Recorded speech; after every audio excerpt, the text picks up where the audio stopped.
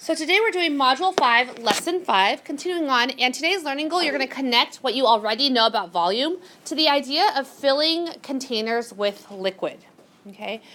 With the quiet answer hand, remind me again, what is volume? Like, how would I find the volume of, say, this box? Well, the volume of this box is however much space this 3D box takes up, right? So its volume, is it the same as however much stuff I can fill it with, too? Yeah. Like, the amount of space this box takes up is also how much liquid it could fill, right? Or how many blocks. Remember when we found volume by packing a box with cubes? Yeah. Okay, very good. So we're going to see how that extends to the idea of filling containers with liquid.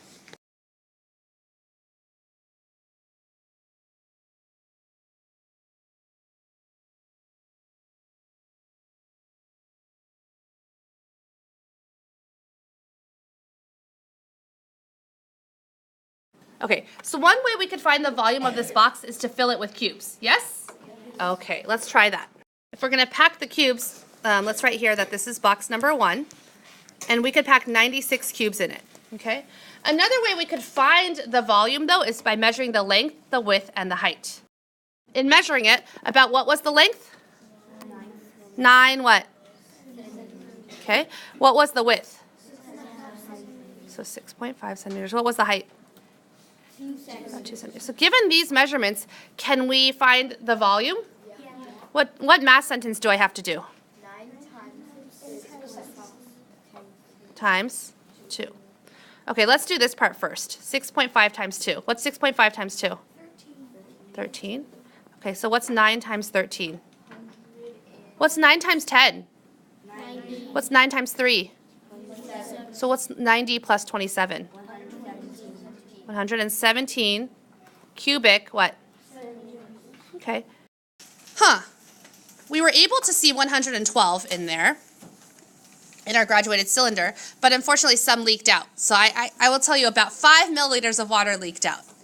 What do you notice? Talk to your table group. So using what we know, if we know that at first, if I start with 4 milliliters of water in my graduated cylinder, if I pour in 1 more milliliter, what will it look like? Draw it in the middle one. I think it will look like this, where the graduated cylinder will show up to how many milliliters, you guys? 5. Okay. Go ahead and write that in. After 1 milliliter of water was added, there would be 5 milliliters. Now, what do you predict would happen if I added 1 centimeter cube to that middle column? What would happen to the water level? It would then go up to 6 milliliters.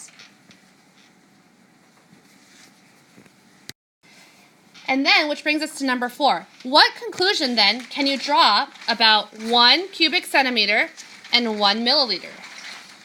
In the first box, we were able to fill 117 cubic centimeters, and we were also able to pour in 117 milliliters of water. What conclusions can you draw? Well, we know now that 1 cubic centimeter is equivalent to 1 milliliter of water. What I mean by that is one of these blocks has the same volume, as 1 milliliter of water. Now that we know that 1 milliliter is the same as 1 cubic centimeter, we can figure out information about filling tanks with water. It says this tank, right here, shaped like a rectangular prism, is filled to the top with water. Will this graduated cylinder be able to hold all the water in the tank? And if so, how much more will the beaker hold? And if not, how much more will the tank hold than the beaker? Okay, so the first thing we want to figure out, there's 2 different parts of the question. The first question is, will the graduated cylinder hold all of the water in the tank? So we have to first figure out if this tank is completely filled up with water, how much water can it hold? Well, we know that it's 8 centimeters by 10 centimeters by 13 centimeters. So can we find the volume of the tank? Yeah. Sure. What multiplication sentence would we use to find the volume of the tank? Marvin? You could do in parentheses 8 cm times 13 cm. Okay, 13 cm. And then multiply that by? 10 centimeters. Okay, so let's all do some math. What's 8 times 13? Well, what's 8 times 10? 80. What's 8 times 3? 24. So what's 80 plus 24? 104. So this is the same thing as 104 centimeters, square centimeters, times 10 centimeters, which is? 1,040 cubic centimeters. Very good. So the volume of the tank is 1,040 cubic centimeters. Now looking at this graduated cylinder here, how much does it hold? 1,000. It holds up to 1 liter, which is the same as 1,000 milliliters. Do you agree? Yes. So if I have this much water, can it fit into 1,000 milliliters? No. How many milliliters would it take? 1,040 cubic centimeters is the same thing as 1,040 what?